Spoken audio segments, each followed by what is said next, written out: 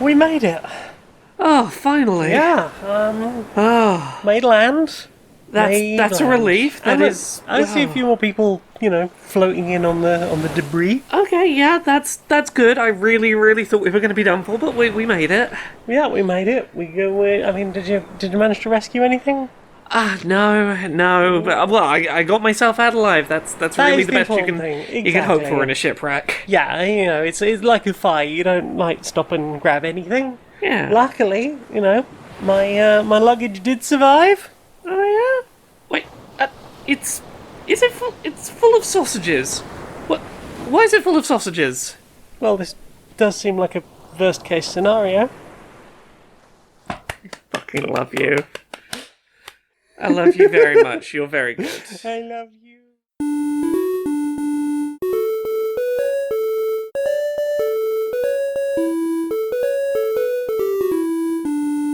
Greetings, strangers, queer and pleasant. I'm not Laura Kate Magnet Dale. And I'm not Jane Aerith Magnet Dale, and welcome to another episode of Queer and Pleasant Strangers.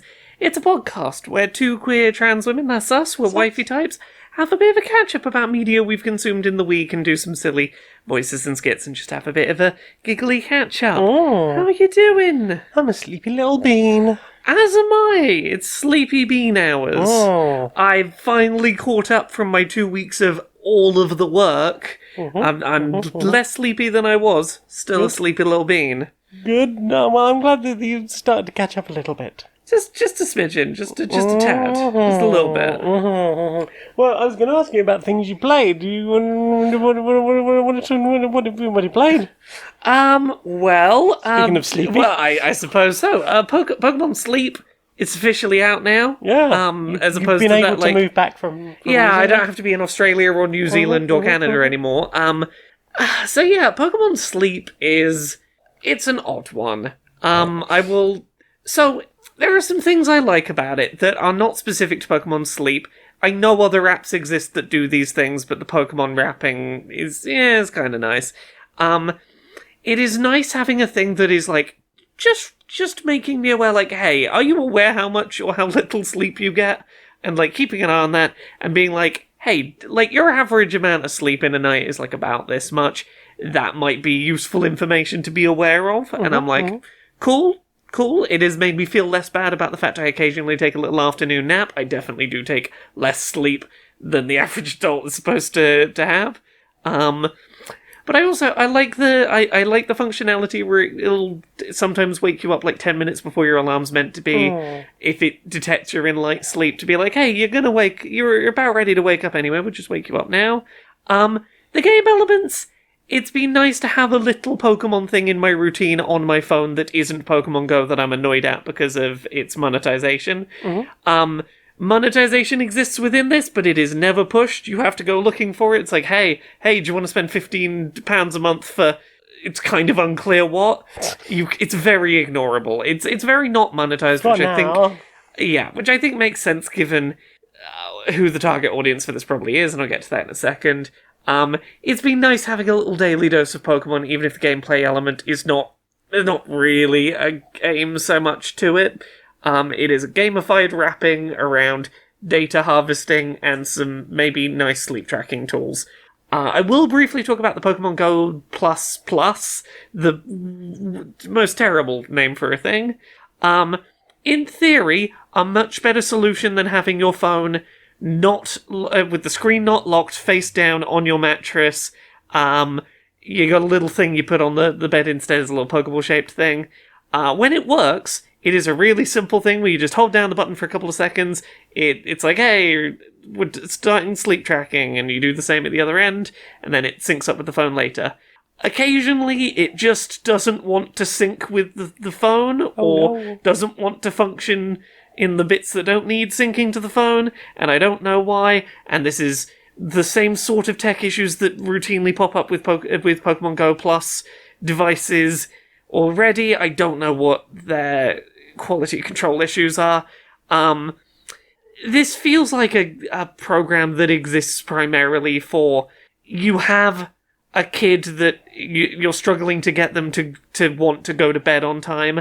You're gamifying sleep. Yeah, you're gamifying going to... Well, it's not even gamifying sleep necessarily. It's gamifying going to bed at the same sort of time every night and getting about the same amount of sleep every night and not getting up before your 8 hours are done. And it's gamifying all the things that a child might struggle to do unless they get points for it. And that's entirely why this exists. That being said, I do think that the primary way of this game being played involving a phone being face down on a mattress, plugged in, not ideal for that.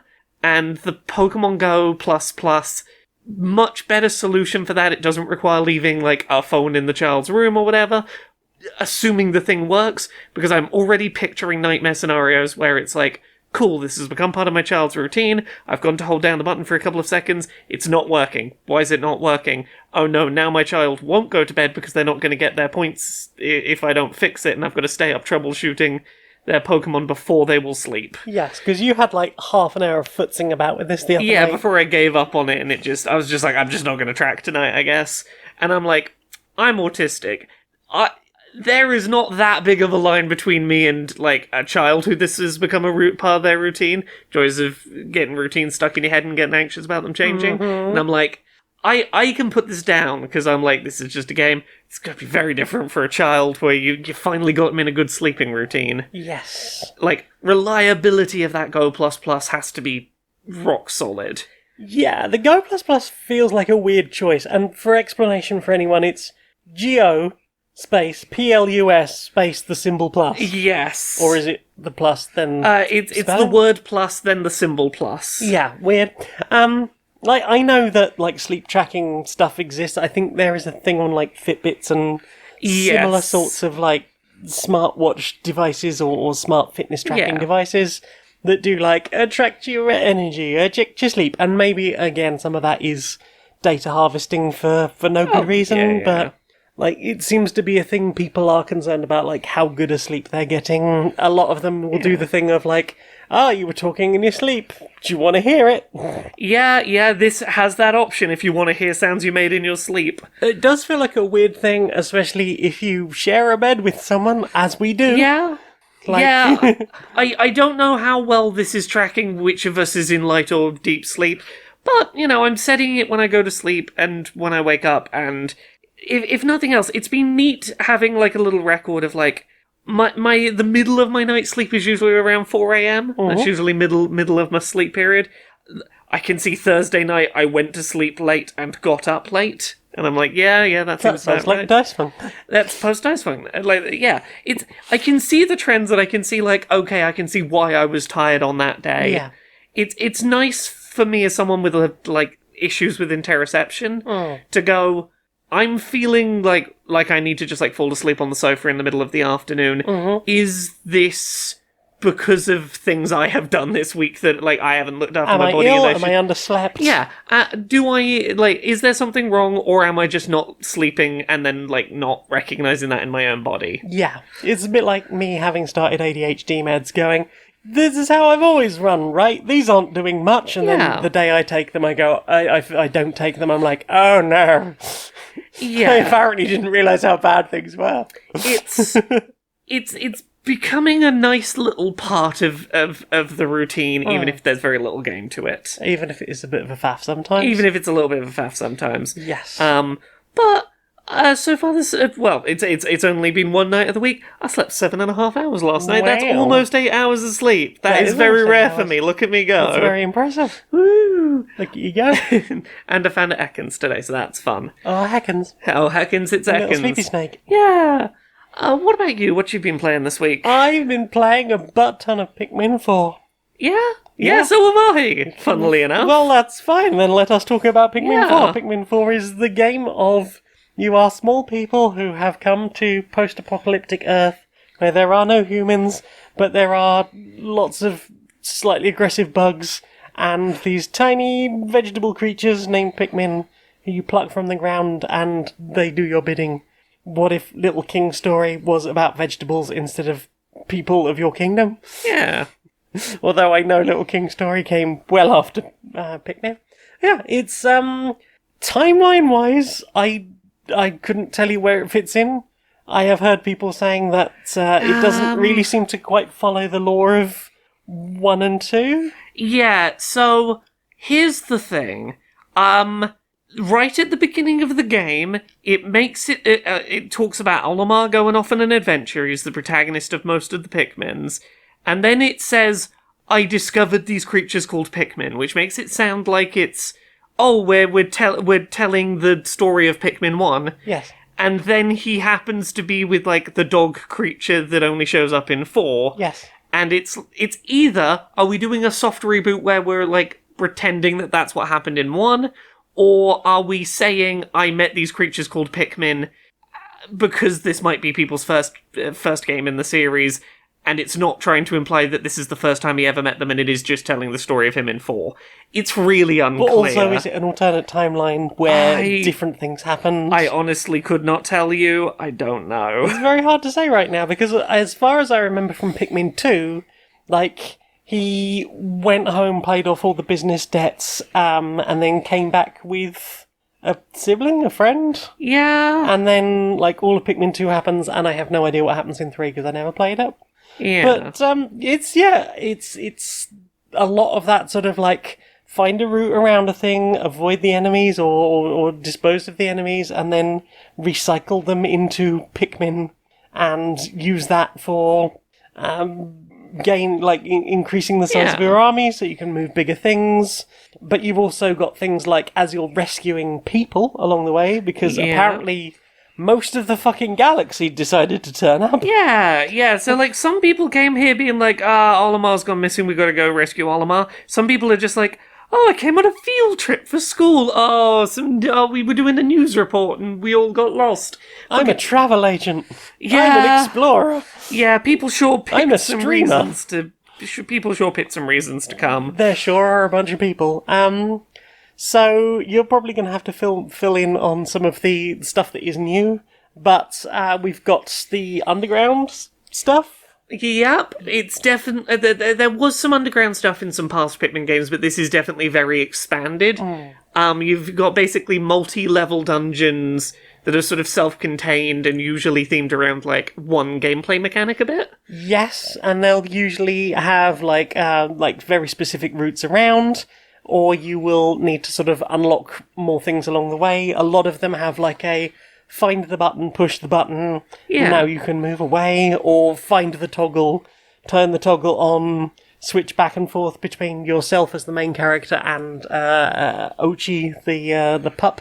Yes, which is a new mechanic for sure. You've got this dog that can be used as a Pikmin, and they gain abilities. You sort of level them up as you go. Eventually they can swim, and you can carry Pikmin around on them. Or can be used as a separate leader who you pass command to. Indeed. They can be powered up to be worth, like, a lot of Pikmin in terms of carrying capacity. They do interesting stuff. They do. And so the more people you rescue, the more points you get for powering up your pup in different ways, and there's loads of different skills, and you can choose your route through that path. But I would guess that by the end of the game, if you have rescued every single person, you can do full power-ups of every single thing. That's the impression I get. It seems like that's about the right thing. I would be annoyed if it did a Zelda. I feel very much like that's how it's going to pan out. One would hope so. But yeah, enjoying that. Then you've got the, Dandori trials, which are either, a head-to-head, I'm being more efficient than an opponent, or time trials where it's be as efficient as possible, gather as much treasure as possible within a time limit. And you've been 100%ing these. Yeah, so without going into, narrative specifics of what's going on here, Dandori is, this concept that has been a sort of recurrent theme in the Pikmin games to some degree of, sort of efficient use of your, sort of resources and abilities. And you have these challenges now. One of them is a split-screen multiplayer who can get the most points worth of things in a little Pikmin head-to-head. And against an AI. Yeah, and I like that idea a lot, and I think there is a just two-player version of it on the main menu. Nice. I wouldn't have thought head-to-head multiplayer Pikmin would be a thing that I would dig, but I do enjoy them. Oh. And yeah, as you said, the sort of time trial, get as many points as you can ones, those are really nice for, optimizing your route around and going, what's the best route to pick up extra Pikmin, because you start those with a limited number of Pikmin, you can't bring them in from outside, can't use items. So you're like, when's the best time to be opening up new paths to backtrack quicker, so I'm wasting less time carrying items back to the ship? When do I go off and find extra Pikmin? Like, make any little path through. Yes. Yeah. And do I play as, like, my main character, or do I switch to Ochi, who can jump? And that is, like, quite a powerful thing. A small ledge. Get here, dog. Or, you know, if you've... I know there's the whole fucking drone thing. You can get a drone quite early on, and I barely use it. I have never once fucking used it. I have started using it for... I'm getting near the end of an area, nearly 100% in an area, and, like, on what I think is going to be the last day, I want to make it as efficient as possible so I don't end up doing, like, well, you missed one thing because you didn't spot it. So I'll usually, like, fly around sort of early doors and go, okay, what things can I see from an aerial view? Because you can spin the camera around, you can get, like, decently high off the ground, although it is quite restricted in height in most of the levels to how high you can get up.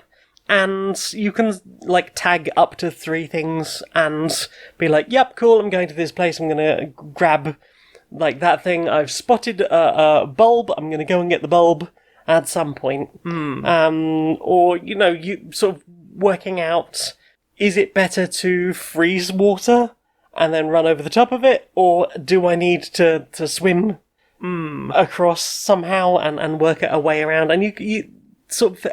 It does feed sort of into the Dandori thing of, like, planning ahead of, okay, what's my route, what's my best plan for this, and how can I work around backwards through that? It has been quite handy for making at least the last little bit efficient. I do like the fact that you can give Ochi commands to, like, find a scent. Go find me something I haven't found in this level yet. Yes, there are all these options for, like, find me this, find me that, find me the other things that's specific, and I almost never use those. I generally just let Ochi bring me to something. Ochi, find a scent. Yeah. And then I just hop on Ochi and Ochi runs to the scent. And, like, I never default to using that, but it's a really nice tool for, I'm really close to finishing an area and I just want to see that 100% before I move on. And it's made 100%ing stuff just feel less daunting in a way that I've really appreciated. Especially since some of the things are bullshit. Occasionally there will be a thing that's bullshit. That potato in the first level, yes. Fuck that potato. Yep,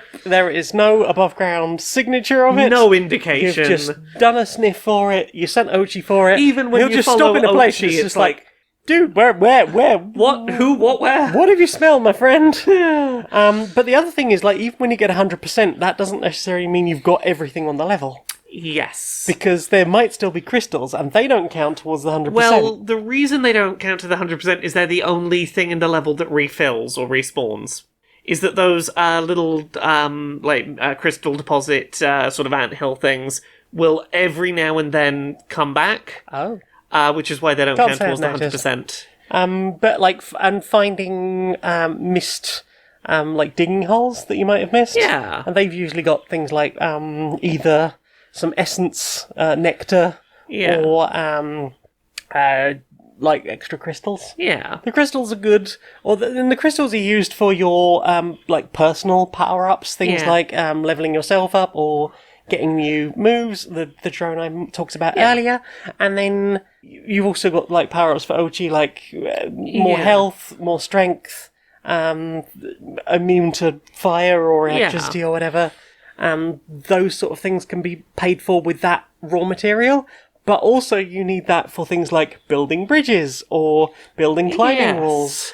And that means that sometimes it's worth being careful about spending too much. Never spend your last 50 on personal upgrades. Yeah, keep, like, 50 in your pockets. I usually keep, like, 40 to one side and like, it's like, as tempting as it is to get the extra thing, you can always come back at the end of tomorrow.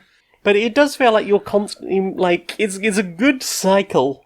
Yes, it does feel like it's constantly giving you little things to keep upgrading, and constantly things to find, and constantly new stuff to do.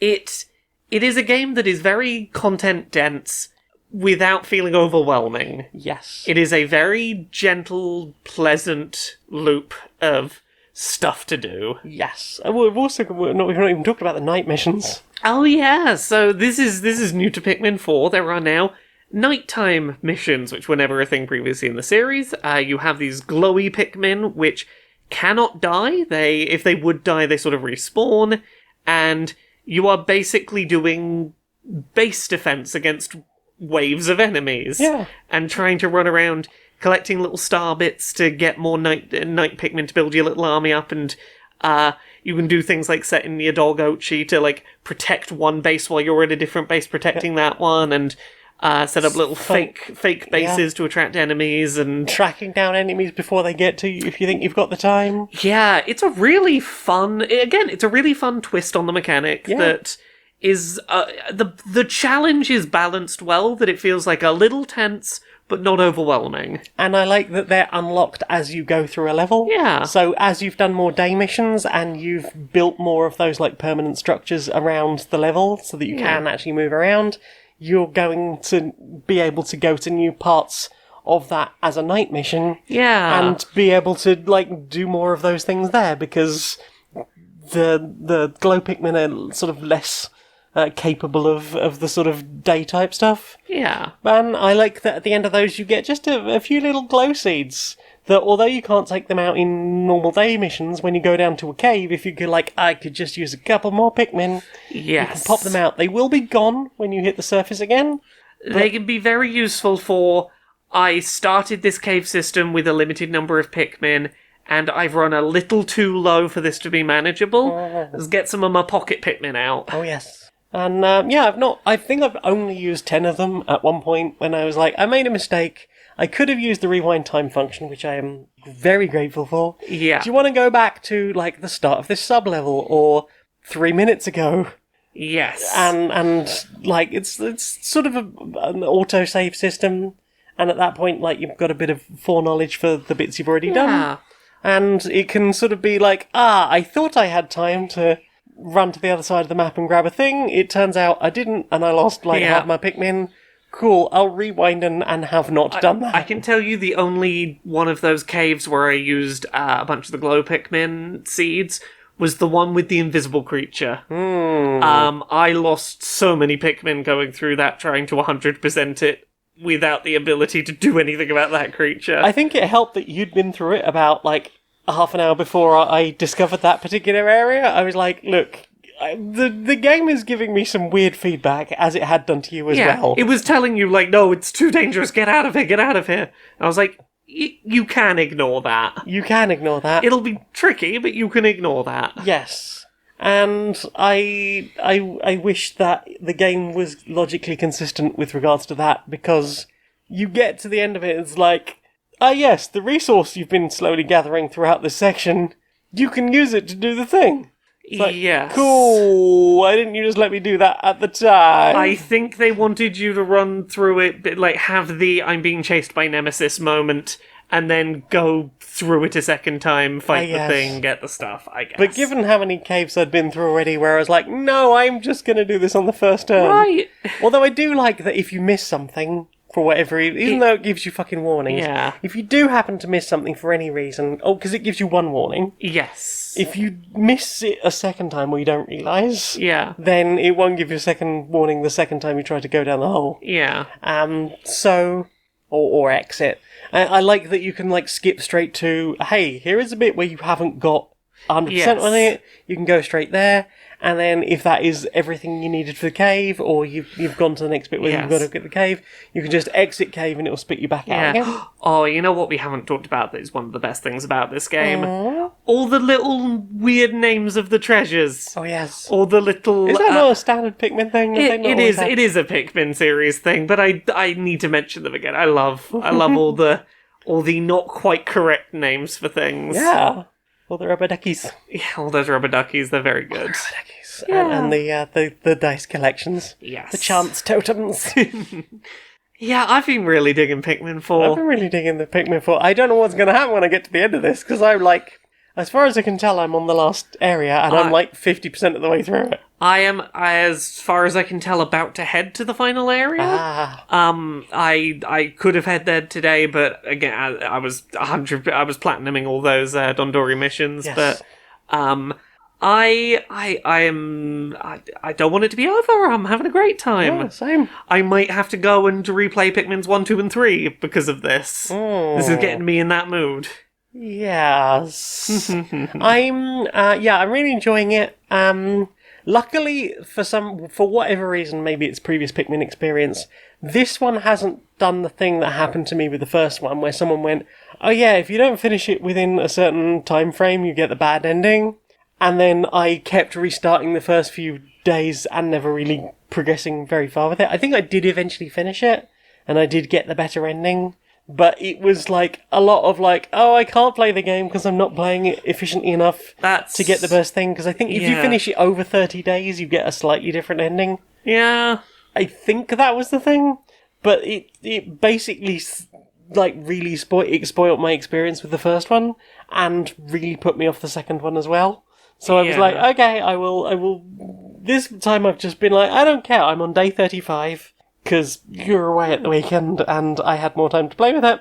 But, it's been good to do. Yeah. What about you? Have you played anything else? I can get one out the way real quick. Ooh. I have beaten the final boss of The Binding of Isaac Repentance. Holy shit. I say final boss. I got the final ending. From what I can tell, doing that unlocked another boss that I could encounter. But, I unlocked all of the final bosses that are end of route bosses. I've beaten all of them. I am overwhelmed by how much game there is in this game, because, fun fact, I unlocked an entirely new separate kind of character select screen. Uh-huh. I unlocked my first, I think they're called, corrupted characters. I unlocked Corrupted Azazel. Okay. Who does have a brimstone laser that is full length across the room by default, but it's much shorter, much thinner of a laser. Right. Does less damage. Uh-huh. Also, Azazel no longer has wings. They've been ripped off, so you now walk around rather than flying. Okay. But also, Azazel does a sort of sneeze thing when you finish charging the laser. A sneasel. And if an enemy is in melee range of you, when you sneeze, they get marked with the brimstone mark, and then your brimstone does dramatically more damage. So, Corrupted Azazel's whole mechanic is get close, sneeze on people to mark them, hit them with your piddly little laser, and it'll do actual damage because they've been sneezed on first, while having no wings. Wear a mask, Azazel. Yeah, this is a whole different, remix of that character, that is part of a whole separate character select screen I'd never seen before. How much of this is specifically from the final expansion? Because, I don't know how far you had played through with, base game stuff? Or even, the previous I honestly don't know how expansions? much is from how much. I played it sporadically, never really paying attention to how many of the endings I'd done in previous updates. Yeah. This is the first time I've really gone, what could I still unlock? And it seems like there's a lot I could still unlock. There's a lot of game in that game. So much game in your game. Yeah. What about you? You played anything else this week? I played some board games. Yeah. We'll get one out quick. I played some more Spirit Island. Mm-hmm. I did a run through with one of the newer spirits. I played as Many Minds Movers 1, and their whole thing is that they don't have any attack power of their own, but what they do is they generate huge amounts of fear. And they can move lots of things about. So, instead of the usual, 4 default power cards, they start with 5. 4 out of those 5 are fast, so you can move super quickly and get things done before anyone has a chance to react. And, early on, that ability to control things is really handy, because you can go, okay, they're about to build in this area, and then they're going to ravage in that area next round. Well, I can push them out of the area before they're able to do that and cause any problems, and you can start to, shunt the enemy around so much that they can't really do any damage until such time as you've had enough turns to build up your energy income and your, like, power cards, and just be able to start going, okay, well now I've got, like, special powers that do allow me to attack things. Meanwhile, I've generated just so much fear that the win condition for the game is, like, almost just get more fear, or wipe out the biggest of the enemy things. And that level of control is a really interesting way to play that game, because very often it's just like, okay, well, I'm gonna mitigate what damage they're going to do next and move on. Like, I don't think I got a single fresh piece of blight on the board the entire game, which feels like a pretty strong victory as far as that goes. But yeah, still really enjoying Spirit Island. There is a lot going on there, and the setup and teardown is a bit of a pain, but I am trying to work out ways I might even build a custom insert. Yeah. Based on some sort of ideas I've seen people possess. Because I looked at a really fancy 3D printed one, but 3D printing shit is really expensive. Yeah. A really nice one where someone had, like, made a whole thing for the very bottom of the box, so that there were, like, special shaped trays that fit around the map boards that are just really weirdly shaped. And that obviously is a big fucking faff. But it was like, because all these things, like, sit perfectly around there, you save just a ton of space everywhere else in the box and get considerably less lid lift.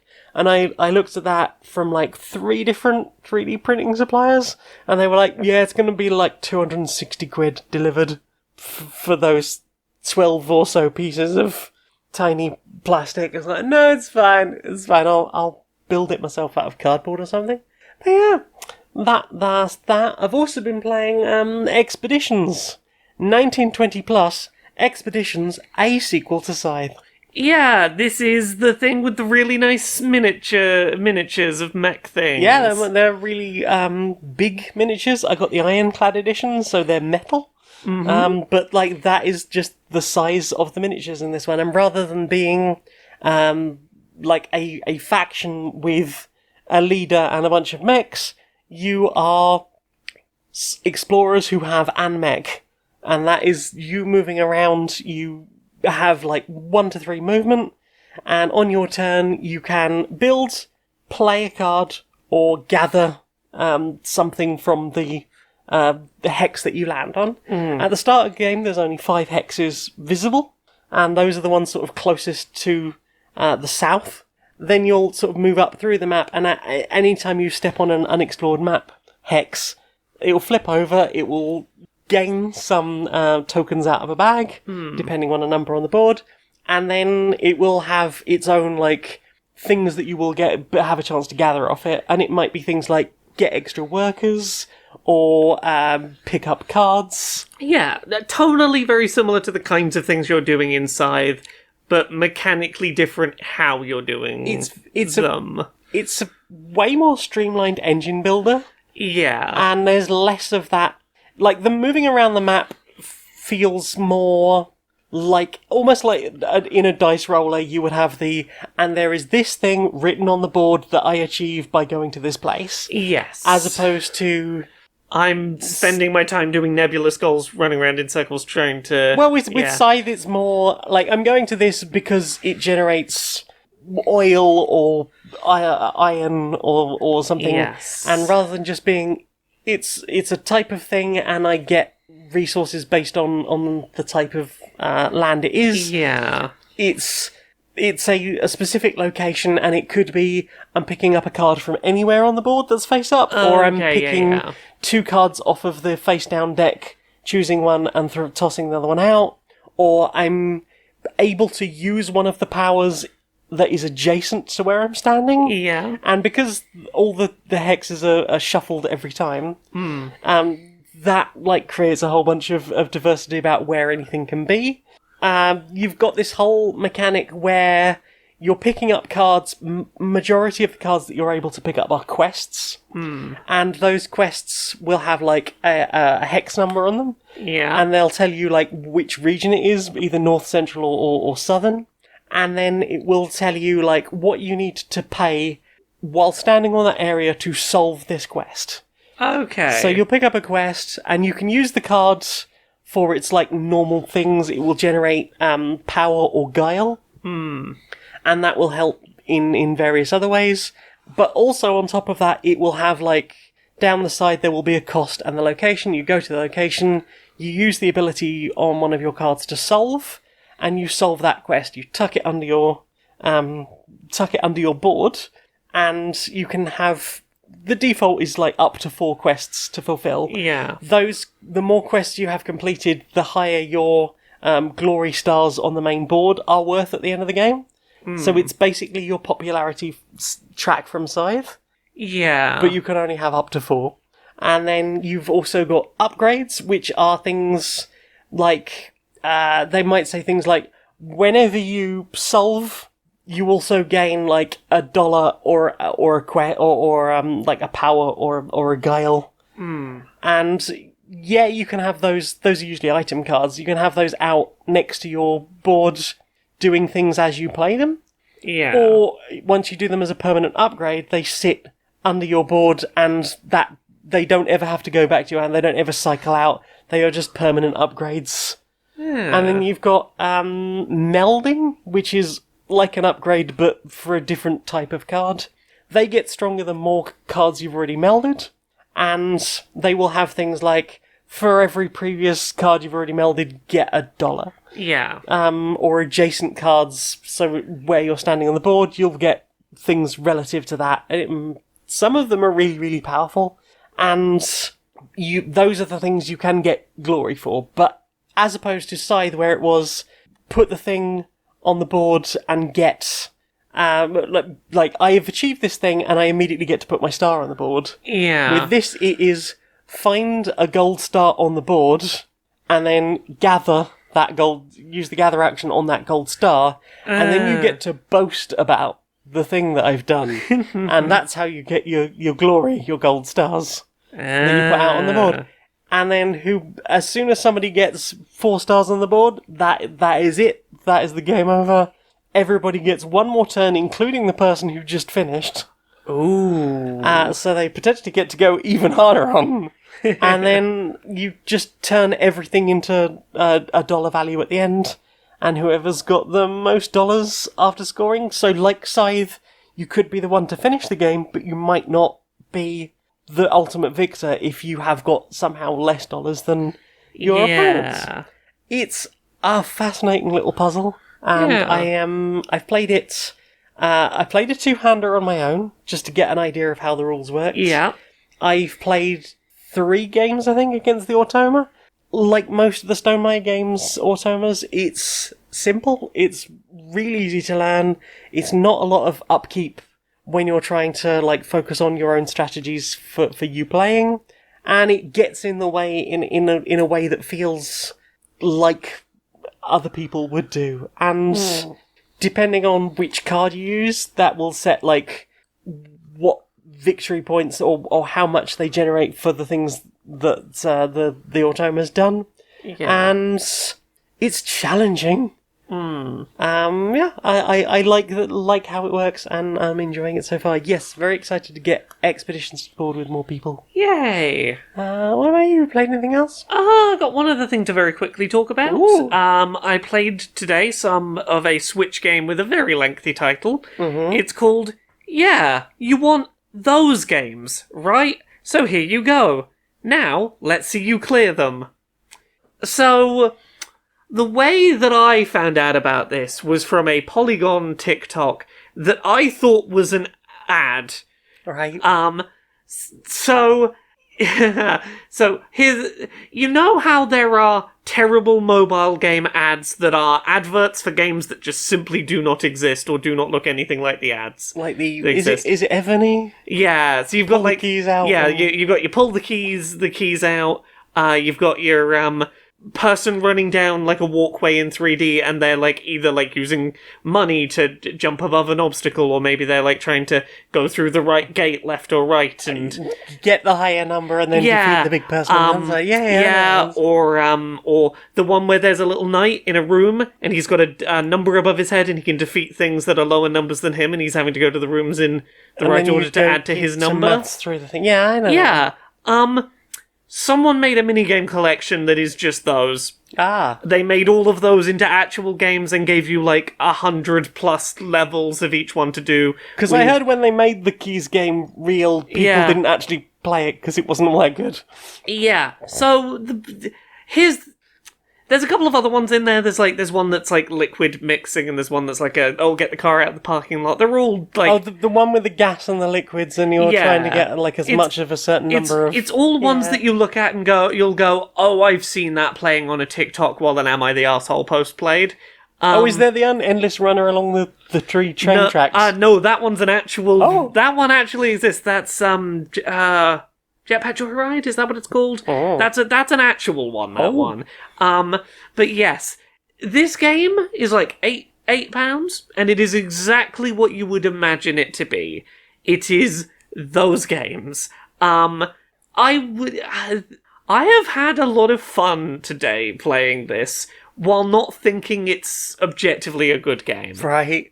It has a lot of problems, but if what you're looking for is like a series of puzzles that iterate on ideas and just slowly increment challenge and like throw new mechanics in, are very simple games that you can get a little bit of dopamine because I did it really quick and I got 3 stars. It sure is a collection of those. Oh yeah. It sure is a collection of things that would be mobile game things. But like the thing that has like kept me going is that generally it's like time limit based of how many stars you get for doing a level, and there have genuinely been levels where like the window you have to get 3 stars is pretty tight, and that has been a source of some good challenge. There have been some levels of some of these games that have like made me actually stop and think. I have had fun with what is very clearly someone made a bunch of shitty mobile game ads into actual games, and it's more fun than it has any right to be, but it's not a good game. I don't know whether I would tell anyone it's worth spending £8 on. I don't know, but it feels like it'd be up my street for the kind of like, I like a puzzle game that I can not feel too bad for walking away from eventually, and also like doing the things that were a good idea that I don't think would be worth the full value of a mobile game, and certainly not worth the value of having constant fucking ads thrown at me. Honestly, that's the thing that has made, like, I don't know if I would tell other people it's worth buying. I'm enjoying having mobile game-sized, bite-sized puzzles I can chip into without having to deal with any attempt to throw microtransaction ads nonsense at me. Imagine if mobile phone games had options where you could just buy them for a reasonable price, and they didn't have adverts or horrible microtransactions. For me personally, I'm happy to have paid £8 for maybe 5 mobile games on my Switch that have like a decent number of levels to them and don't feel built around, you ran out of energy, play more tomorrow, watch an ad. Yeah. I don't miss Facebook games. I think you would enjoy this. I think I probably would. It's not going to be for everyone, and I know some people are going to pick it up and go, this feels like I should be getting it for free because of where mobile has set my expectations. Why am I paying money for mobile games? Because you're not being advertised at. Right. I think you would dig it, and I'm having fun with it, but it is not a thing I would go, everyone needs to run out and play. Like, you will know if you hear this description whether it's right for you. What about you? You playing anything else this week? That's everything I played. Well then, time for this. Did you hear about the rebranding thing? What he's up to now? Oh, yeah, I heard something about him throwing away his whole brand identity of the thing he spent all that money on. He seems weirdly obsessed with this whole X thing. Yeah, and I mean, look, I don't know about you lot, but I've been aware of his X obsession for a while. Yeah. Same. Yeah, and I don't know about you, but I've been making some moves. Right, yeah. Yeah, what do you got? Well, I registered the trademark for X for use as a social media platform right around when he bought the site, just because I thought that'd be a fun goof, Nice. in case he tried to rebrand it, I'd be like, I own what you did. Well, he was saying that he wants to make it like a whole thing for everything. It is the place for all the things. Yeah. Because, he can not just fuck up one thing, he can fuck up all the things at the same time.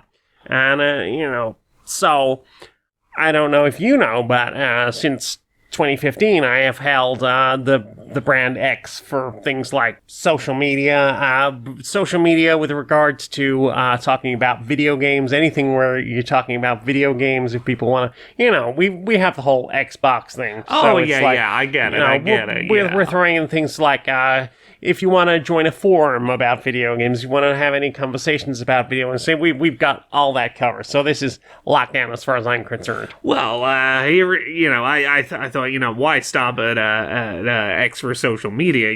Didn't always know he was going to go for the social media, but I've been trying to get all the X stuff I can.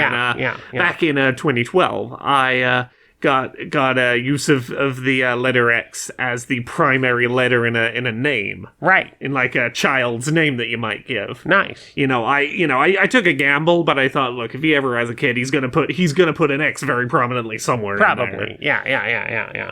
I mean, I got through, I got Xavier and Xander and things like that. I just, I hit the letter X and then, mashed the keyboard a bit and did that a few times. I was I'm pretty sure I'll land on one. Yeah, just take a lucky dip. So, I guess you've got custody of the kid now, huh? I mean, look, if I ever choose to act on it, sure. Yeah, nice. Yeah.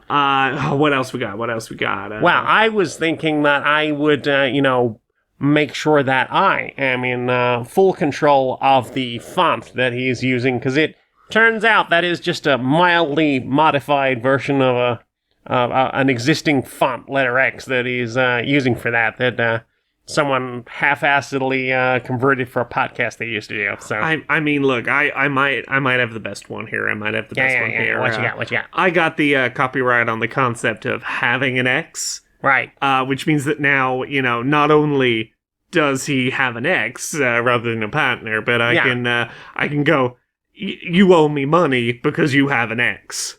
And, just really rub some salt in the wound. X gonna give it to ya. Gonna deliver to ya. X gonna, cause I'm really cool and going to space with my ex. Hey, what's up? Shh. Here he comes. Okay. Hi. Right, everyone. It's time for another meeting of the Pro-Piracy Council. What's everyone been doing to increase rates of piracy of media?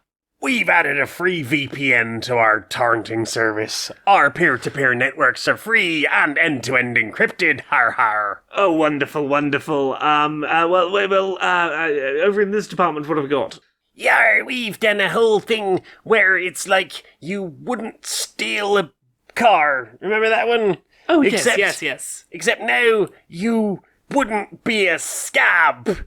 Downloading is free and easy, and now we have a free VPN built into our torrenting service. Yar. Yep, that works. I mean, look, these are all wonderful ideas you've been up to. I'm looking through the paperwork right now. It seems like you've all been a little outdone recently. These are all great ideas, but all of the studios, not only, being terrible, but also taking all of their media off of their services, doing absolute wonders for piracy beyond anything we've come up with in-house. Look, to be honest, the only threat we really had was Netflix, and as soon as every studio decided that they wanted their own piece of the pie and make their own streaming service, there was no way they were ever going to stand up to the united front of us. Because they basically turned themselves back into the cable companies. Arr. Yeah, as long as these studios keep taking away all of their things, weeks after they've been uploaded, piracy will be good for if nothing else, one thing. Archival. Archival. So, what have you put in your eyes? What have I put in my eyes this week? Let's get the list up. I got to get the list of things I've put in my eyes that I can talk about this week, Yep. as is currently the case. Support the writer strike. Support the actor strike. Indeed. Let me get my Find out watch. what you can do to help them if you Yeah. want. So I've been watching some videos from a very silly nonsense YouTube channel Excellent. this week. The YouTube channel is called Magic the Knower. And the thing this person does is they make board games that have basically no rules, and the rules get made up as you're going. Right. And they get a bunch of YouTube people in to play along, and it will be something like, here is a board game with only a single space.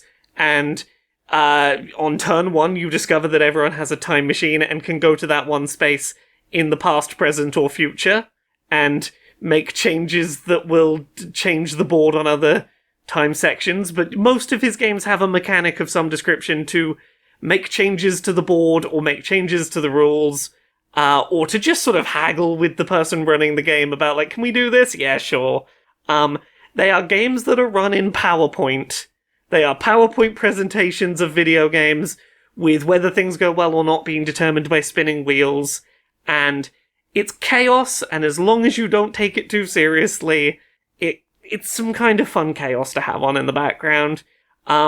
There was one where it was an RPG, but you had to solve equations to win the fight. If you ever got into a fight, you had to be the fastest to solve an equation to win the combat. Peril. Right. There have been some very silly, nonsensical games that they have done, and I've enjoyed it as background noise. What about you? What are you putting in your eyes this week? I've watched a whole bunch of Lock Noobs videos on YouTube. Yeah. For 2 reasons. 1, because there is a lock I want to repair. And 2, because I got some new lockpicks, and ages ago I bought a bunch of, or a couple of padlocks to practice my lockpicking on. But then I realised that the cheap lockpicks that I had got a long time ago were kind of too thick for a European keyway. So I was like, I was ready to move up from transparent lock that came with the lockpick set to something more, but I couldn't do it. But now I can. And I've actually managed to pick one of the Yale padlocks 3 times today. Yay! Which feels more luck than judgment, because they're not... Like, the practice transparent lock, it's all standard straight pins. Yes. But the those Yale locks, I know they've got at least 1, possibly 2 spool pins. Yeah. So now I'm having to deal with, like, learning what to do when you encounter a full set. Understanding even what a full set is. And yes. actually getting, like, a proper feel for a real lock, because it's very different from... You're very lightweight, easy to rake, easy to accidentally solve cheap transparent lock versus an actual supposed to be like mid-strength, mid-unpickable for, say, like locking up your garage or whatever. So it's been fun to work through, kind of satisfying. The one the laminated lock I got through, it's, I think it's like a 12740 for anyone who's into padlocks. That one I managed to get through 3 times. Learning, I'm learning about the things. I'm starting to understand more about, like, full sets and things like that, and Lock Noob's videos have been very good for, like, talking you through a thing and understanding, but also, like, how lock is put together, and what sort of things to look for, and how to make your own cutaway locks. Ooh. So that's been, like, a whole skill, but also, like, the other lock I've got, I can't remember what the number on that one is, it's really sensitive. So you don't need, like, you need to put on, like, barely any, like, turning pressure with your twisty thing. I forget what the name is. The tension hook. Yeah. Like, barely any tension, and you'll start to, like, feel things setting. Yeah. Like, it's almost like cough and you'll accidentally unset everything that you've done so far. And yeah, I'm really impressed with it's a fascinating sport. It's a fascinating puzzle. I'm sure some people will probably look at them very, very differently. Who knows? I'm probably on some kind of list by now. I mean, look, if you're going to be on a list, you might as well be on a list while having a new fun skill you can show at parties. And also, if they come to arrest me, maybe I can pick the lock and get away. Exactly, they'll never get you. Oh yeah, Lock Noob, I've been enjoying a bunch of videos from them. What about you? You watching anything else? I watched a Linkus7 video on YouTube, who is the one of the people who does Zelda speedrunning that we quite enjoy. Yeah. How speedrunners broke Tears of the Kingdom. Oh yeah. And this was a video about the new speedrunning route for Tears of the Kingdom that is now... when we watched that video is under 45 minutes. I don't know. I'm going to have a look in a second whether it's changed much since It's been then. beaten again. Yeah. So yeah, people have been working out, like, how to fall out of bounds and then back into bounds in some wild ways. Weird forward flippy, jumpy shields bow. Yeah. Oh yeah, people working out how to do the infinitely gain height. Yes. Jump mechanic. Yes, I knew people would inevitably work out how to break out of bounds in this game. I thought it would be something to do with Ascend, and not to do with the fucking steering wheel. The steering stick is the most broken item in that game for speedrunners. Every day I'm zuggling. I love the fact that game, previously 45 minutes was just to get off the Great Sky Island. Now 45 minutes, whole game done. I'm gonna have a look quickly and see Tears of the Kingdom. Zuggling. People are doing all of the dungeons in under 3 hours. Like, fully playing through them. Yeah, going and beating beating the Great Sky Island, going and beating all the dungeons, and then going to the end that way. All main quests, so including the stuff that isn't dungeons, Okay. in 4.5 hours. Wow. All shrines.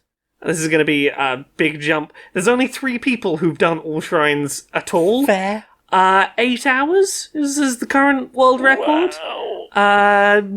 Closer to 12 hours for other people. Yeah, that sounds more reasonable. Has anyone done 100% yet? No one has done 100% run. I could have a Tears of the Kingdom speedrun world record if I just 100% it on recording. Yes. You would have to record it. I would. That's good. How hard could it be? I don't know. Is it glitchable? Is it 100% glitches? I'm sure it probably is, but I don't know. I imagine the work on that would be working out a good, not ridiculous route for it.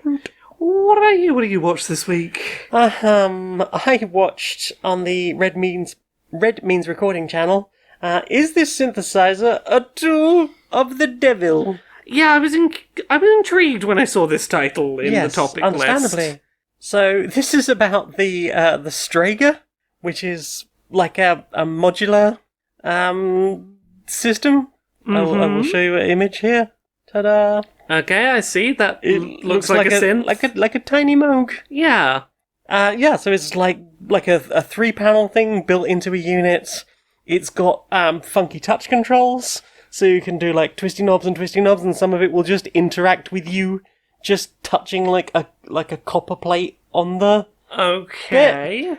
And as opposed to most synth, which I do bad and then it makes sound bad, Okay. this one is just designed in ways that make like good dark ambient stuff, very Silent Hill type stuff, quite easy to put together. And this whole review / walkthrough is done in the style of, like Satanic Panic. That this is a tool of the devil, and it's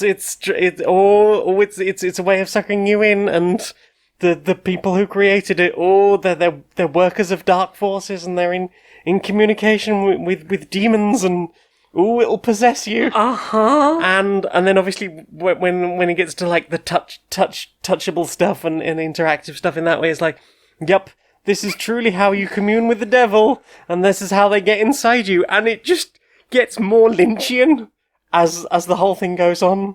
Like, he'll like occasionally glitch out. There'll be like weird like sound stuff where speech just goes kind of funky during a bit.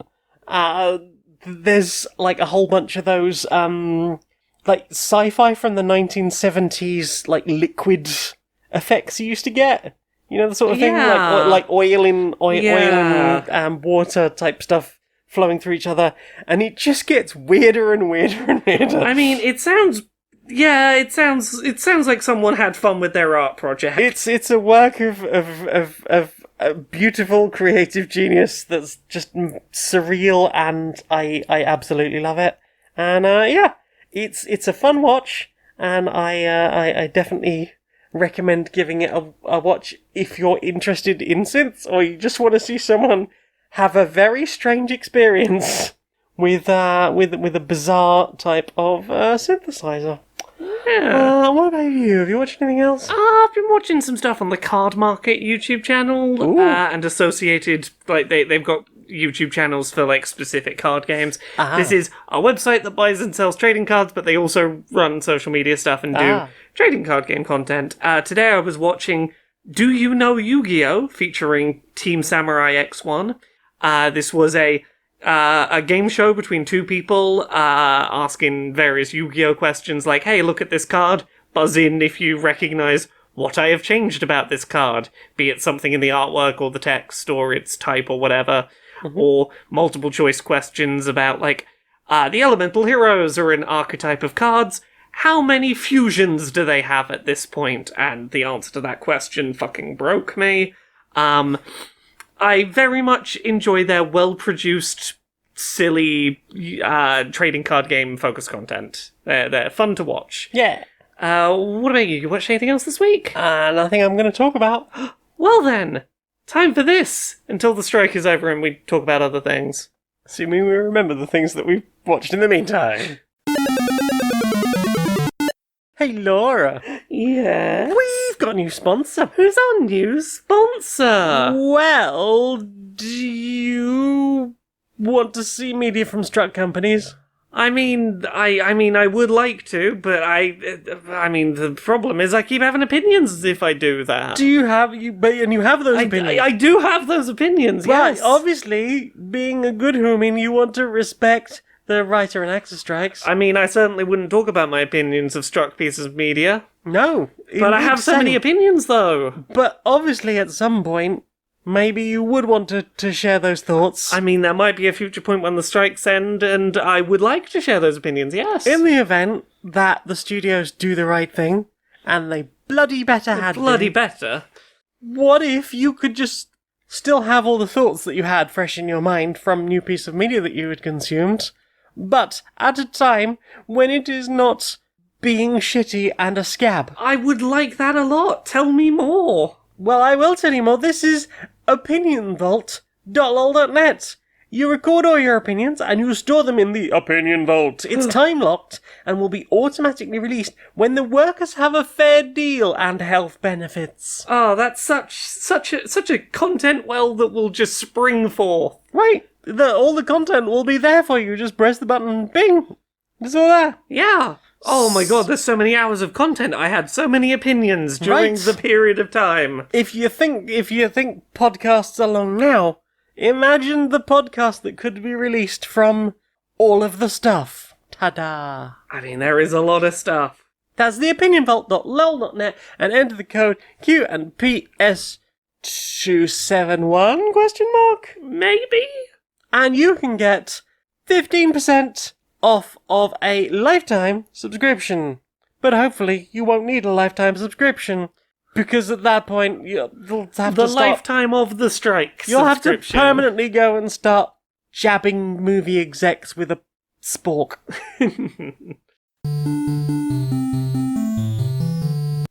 Inside the boardroom of Supremacy Software. Hi. So, I've got a business proposition for us. Right.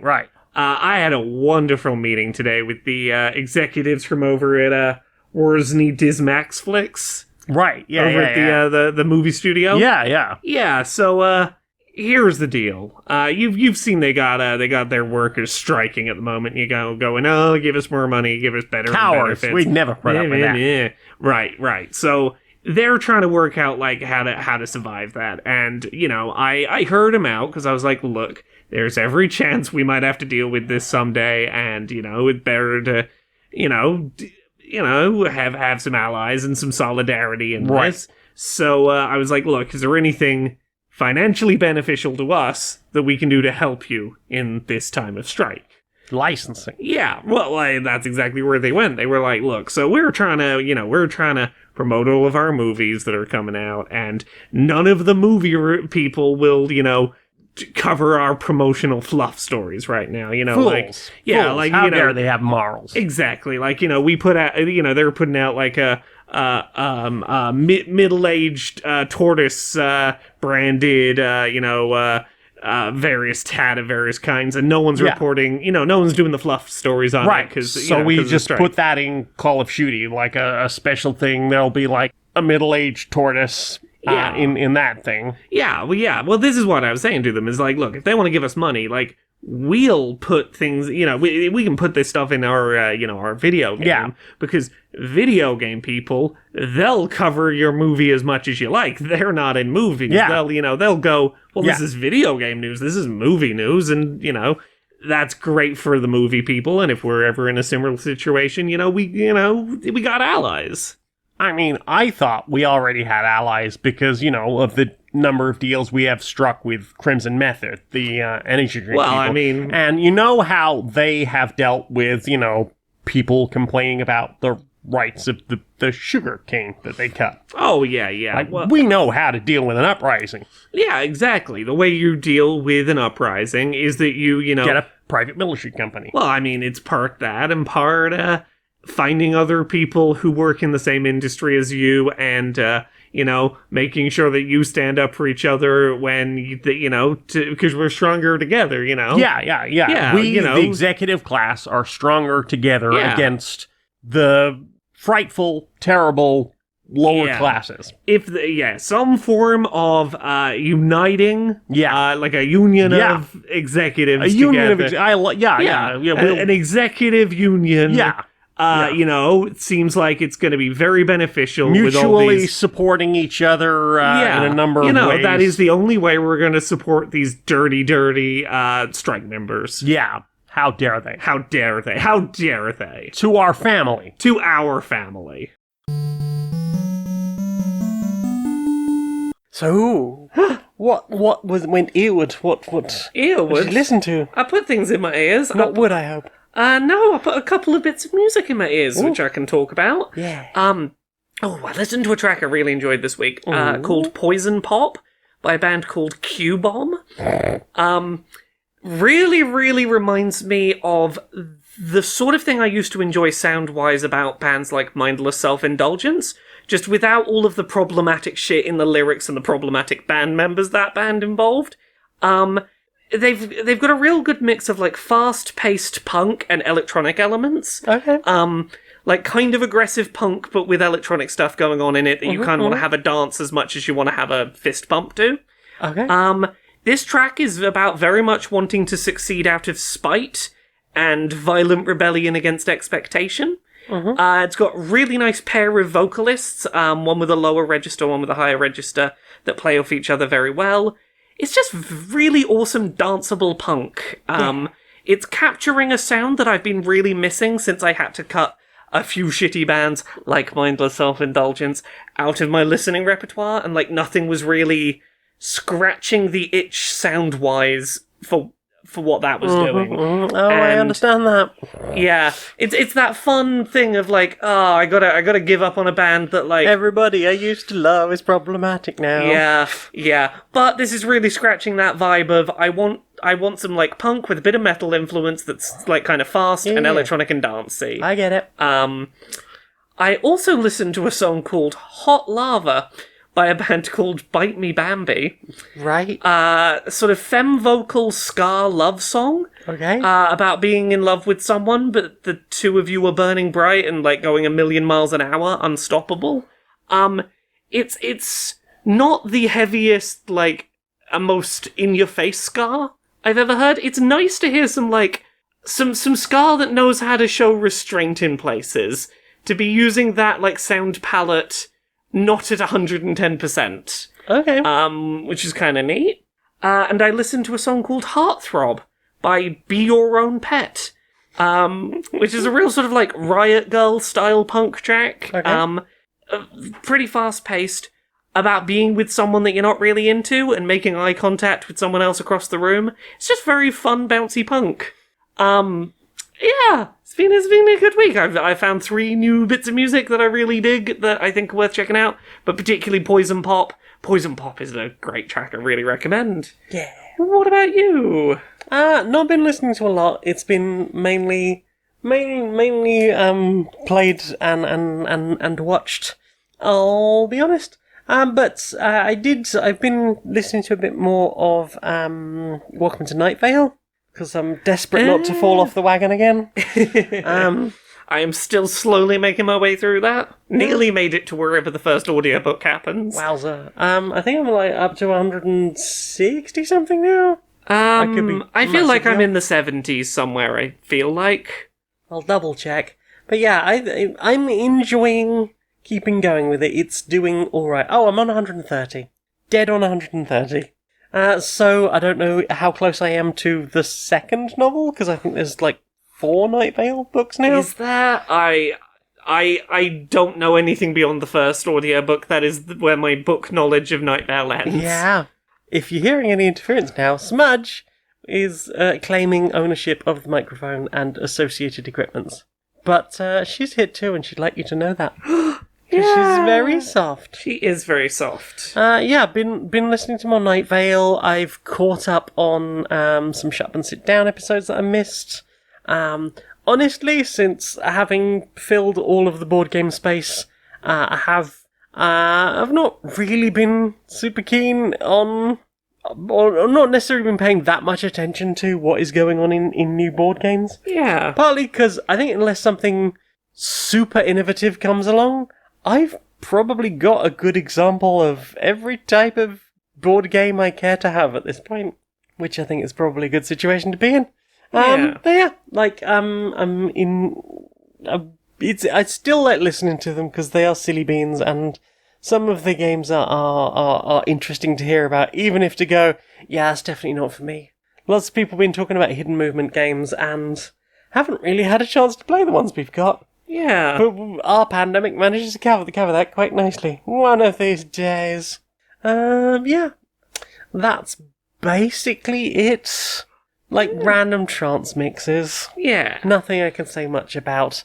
Yeah, that's about it. Have you listened to anything else? I mean, the only other thing of note is we the other week we went to Transpride Brighton, and we listened through Transgender Dysphoria Blues, the Against Me album, because our hosts had not heard it. Yeah, and while board game was being set up, it was a good excuse to go listen back to that album. That album's so good. Yes. It's such a good album as a whole piece. Listening to it all in order.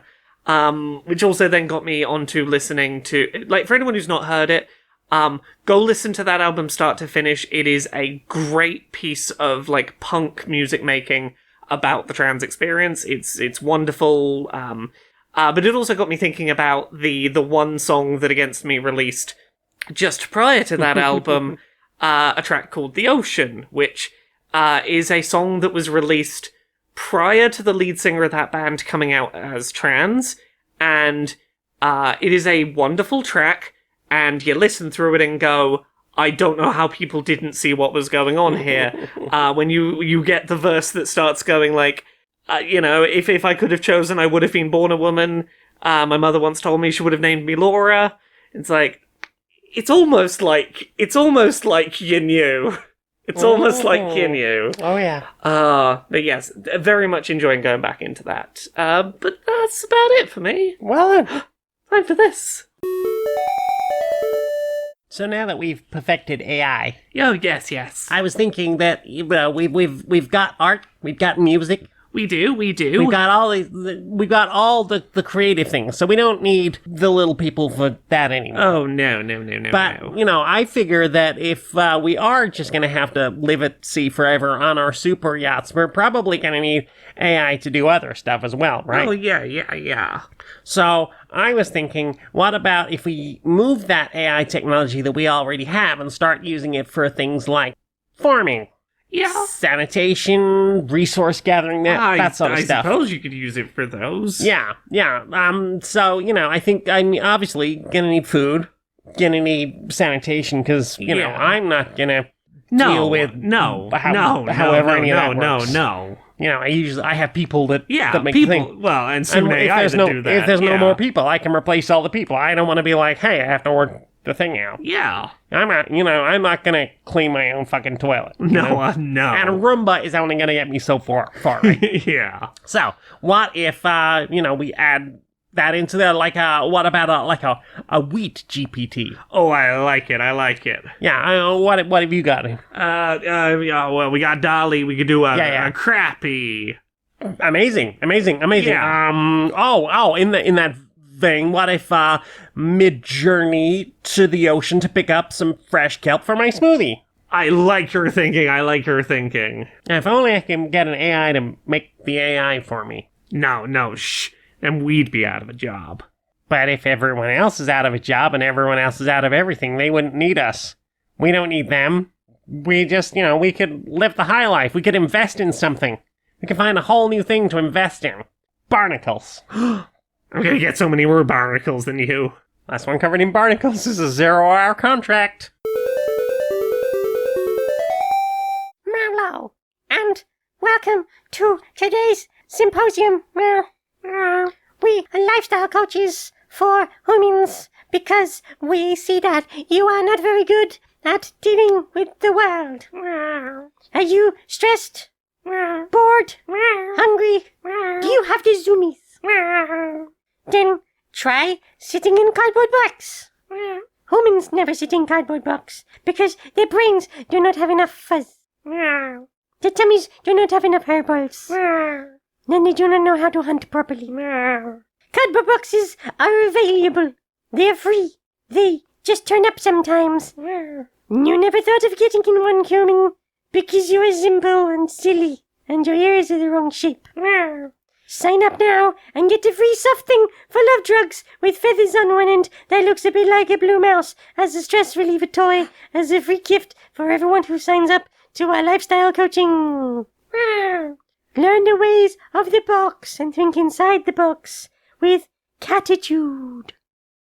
I mean, those cats might be onto something. Sitting in a box having free drugs does sound pretty good. So you can hear the talking cats as well. Yeah. Do you know what I want to see more of? What do you want to see more of? Virtual Justice Warriors. Virtual Justice Warriors? Yeah. Alright, Harry. Alright, Barry. How you doing? Oh, mate. Getting cold. It's been properly cold. Weirdly, although yeah. realising that I am in a very privileged position right now to be experiencing that, I'll be honest. I mean, yeah, it's certainly not that way everywhere. No, indeed. You've not so much, mate? Oh, I've been having some interesting conversations this week. Talking to some people about accessibility and specifically about communication around accessibility. Right. Because quite often you'll see if someone's got a question about accessibility or wants to know if an event's going to be accessible, right. They can maybe look up a list that will say these are some accessibility things we have. Right. But what they usually don't do is be open and upfront about these are some accessibility challenges that we have present that you should probably be aware of. Right, society's getting better, tooting their own horn when they've got accessible positives to talk about. But it's often just as important for disabled people to know up front, what things are not going to be accommodating and are going to be barriers so that they can, prepare to go, can I overcome that in advance? Yeah, and also, making sure that information is up to date and accurate. It's all very well saying we have stairs at the front, but do not worry, we have a lift. And then going, when waiting for someone to get there and going, oh, the lift is out of order. Yeah. That should have been updated immediately on your website. Indeed. To say, at the moment, this is getting fixed. Very sorry. At the moment, there is no entrance for. I mean, look, if they've contacted the venue, ideally the venue should take down contact info of some kind to be like. Oh yeah, if someone looks up on a website. Well, that's what I mean. Is it'd be great for them to proactively reach out and say, our lift has broken down. You should probably know about that. Yeah, that's what I mean. Like, need to make sure it's updated and accurate. And also, disabled people generally, I think if you're not going to be able to, be accessible or have accommodations, just be open about that up front, because it's very little worse than, are you going to have this accommodation, or can you manage this need I have, and get a response of, we think so, probably. Yeah, that's not really good enough if you're potentially spending money getting to a place. Exactly. Especially if... somewhere like London, where the drop curves are virtually non-existent or not very good. There's so many places that don't even have lifts. So at that point, you're probably going somewhere that does have step-free access from platform to the actual station, and then potentially getting in like a cab or some sort that also has to be suitable for whatever your mobility device is, assuming that is the sort of accessibility you're looking for. And then get into a place, and then to find out that the information was inaccurate, or when they said we'll do our best, what they meant is we have 6 stairs out front, and maybe if the right members of staff are in that time when you come and they're not busy, we'll try and carry you up the stairs or something. Yeah, with no understanding of how your mobility device works or is best handled. Exactly. It's I understand why people would be would feel negatively about the idea of being open about the fact that there are accessibility limitations to their venue. It's far better that you just be open and upfront about that up front, rather than, hedging your bets, because, don't go and we've got this and we've got this accommodation if you're not also willing to go, look, you're gonna struggle coming here if you struggle with X, Y, and Z. Yeah. It's important to, have that, to be explicit about that side of the coin, even if it's acknowledging you've failed at something. Yeah, do a proper assessment of your venue for all sorts of things. I mean, I know a lot of businesses are required to make sure that there is space to fit mobility scooters or wheelchairs of varying types through. You need to make sure that there is an opening of a certain size. But a lot of places don't consider, it's just one step. They don't really think about the one step that they have. Because, able-bodied people very often don't think about that as being... as lots of disability campaigners will talk about, is the single step can be one of the greatest terrors. The number of friends I have had who have talked about the nemesis that is the single step. That no one told you, is a single step a problem? Yeah, I did ask whether there would be steps. Yeah. Ugh. Yeah, and, and then what do you do then? Are you hoping that person is ambulatory enough to move themselves up there? Or you just not wanting to admit you're not accessible as a venue? Yeah, or, and I understand that if you are not in a particular situation, perhaps there's something that you thought you had a good look around, you thought you'd taken everything into account, but something just small enough that you overlooked it, and that's wrong. Or, in the number of cases I've heard about where places have talked about having the hearing aid loop. Oh, yeah. And it's we didn't know it'd never been turned on. But because no one here uses hearing aids, we weren't aware of the situation until someone complained about it. And, that's... and at that point does anyone there even know how to fix it? Because it's never come up before, potentially. And then, why aren't people checking it? Do they have a way of checking it? That sort of thing needs to be considered. And the number of people who talk about, especially in places like London, of, I planned my journey ahead, and then we had issues of there wasn't a ramp at the other end, as I was promised. There wasn't a member of staff available to get me off a train. And then people had to help me, or the lift broke down and no one made any sort of announcements about that, so I could plan around it. Yeah. And that meant that, you know, you then potentially got like a much more circuitous route around, because a lot of the underground system is, you know, just it's not modern enough, you know, and they do seem to be doing better with the newer stations and things, but, you know, the whole system overall, especially anything on the central line, it's not modern enough to have that infrastructure in place, and it's just not good enough. Yeah. That's a hug, mate. Yeah. Ah.